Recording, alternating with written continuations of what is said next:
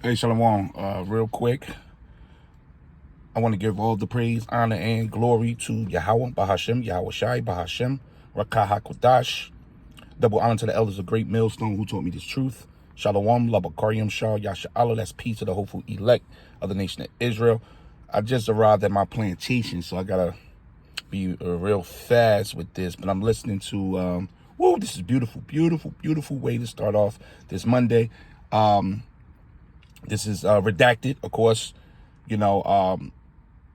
This is what's this? This is the 4th month of the year. We're going into the 5th month. By this summer, I would say it might even be earlier.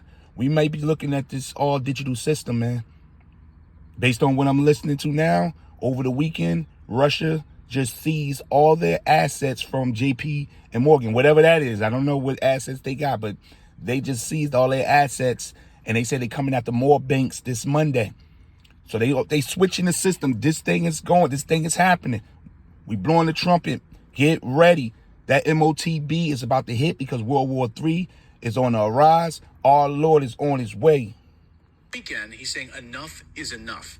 And also we learned that Putin has just signed a brand new law allowing the use of digital financial assets in international trade. The major change it makes is it really allows government institutions in Russia and Russian companies to freely use other and alternative payment methods in order to conduct their transfers. As we know, Russia was cut off, 2 years ago from the global financial system. Most Russian banks have the inability to use payment systems such as SWIFT. So it's quite significant, really, because it basically breaks down all of the barriers that the Russian economy had to trade in terms of payments. This is a huge middle finger to the Western dominance of the global payment superstructure that has been controlled by the United States since World War II. This is an upending of the Bretton Woods Agreement. Putin basically now saying you can use these digital financial assets outside of the U.S.-run SWIFT system. Look, I know this might go over a lot of people's heads right now. You see these videos of guys interviewing people in Times Square. Can you name the vice president of the United States? Oh, by the way, don't even bother talking to your average American walking around here. That's white or black. They're dead. They're done. They just waiting for the bombs. You don't even know what the heck's going on. How many states make up the United States? How many states make... Dude. I know this. So I know this is going to go over a lot of people's heads, but not you guys who watch this show. You guys are smart. But this is a huge deal, okay? This means that we are going around the U.S. banking system. We're going around the U.S.-controlled monetary system that's been in place since the Bretton Woods agreements, and we're saying we're done. One economist I spoke to last night said the reality of this hasn't set in for most people.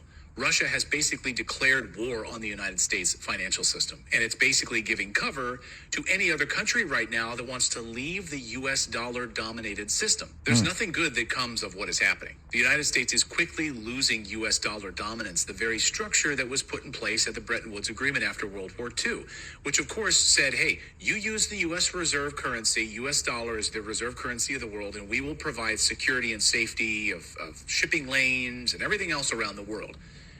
That's collapsing.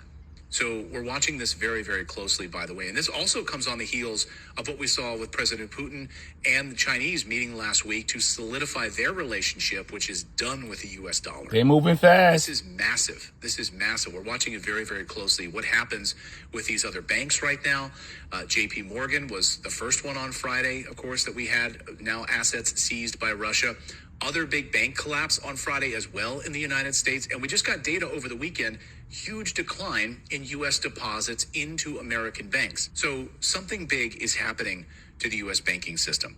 We've been warning about it. We knew that it would come here sometime in the spring. We thought maybe March. It seems like it was a little bit delayed. Now we're hitting this moment. So be prepared, guys. We're going to see some real stuff hitting the fan really, really soon. So, hey, hold fast to what thy have. The Lord is on his way. Let me just read this. This is Habakkuk 2, verse 1. It says, I will stand upon my watch and set me upon the tower and will watch to see what he will say unto me. And that's the watchmen. Those are the prophets of the Lord. It says, I shall answer when I am reproved. It's the point. Yahweh answered me and said, write the vision, just these prophecies, right?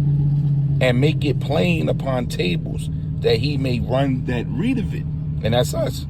It says, for the vision or these prophecies is yet for an appointed time. And we here.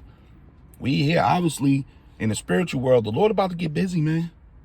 We about to see a switch, and this is about to shake this place up. It says, but at the end it shall speak, and these prophecies are speaking loud and clear. We at the end, right? It says, and not lie, though it tarry, wait for it, because it will surely come. It will not tarry. So we here. You listening to it, and you think they'll be talking about this in mainstream media? No.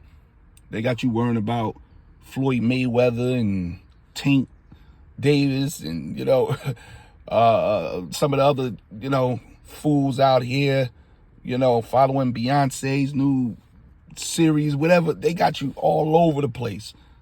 Why this is happening right under your nose.